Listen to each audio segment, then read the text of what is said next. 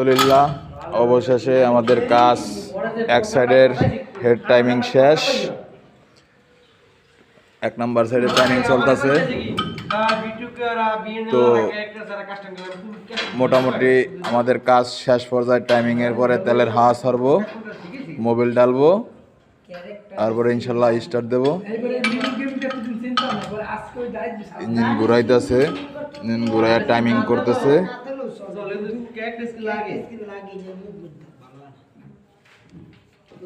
ইঞ্জিনের মাল সামানা সব নতুন, তো তাই ইঞ্জিন অত জাম, ঘুরাইতে কষ্ট হইতেছে।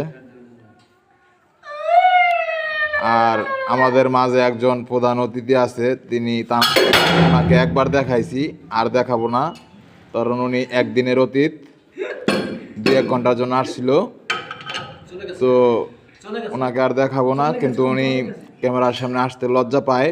তো এটা হচ্ছে আমাদের মিস্ত্রি সাহেব, আর এটা হচ্ছে আমাদের সেকেন্ড ফিটার, আর এটা হলো থার্ড ফিটার, আর এটা হলো আমাদের একদিনের অতিথি, কিছুক্ষণ পরে চলে যাবে। তো 2 দিনে অনেক কষ্ট করলাম, আলহামদুলিল্লাহ অবশেষে মালটার দান। তো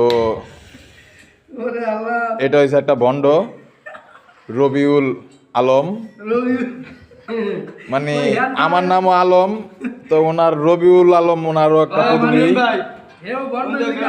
না ও সরি, আমরা তো রবিউল ইসলাম নাকি, রবিউল ইসলাম রবি।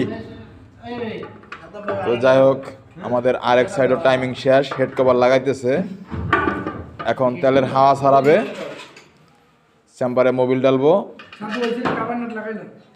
রুবুল ভাই, তেলের হাওয়া আগে ছাড়বেন না মোবিল আগে ডালবেন? তো এখন আমাদের মোবিল ডালার প্রস্তুতি চলবে।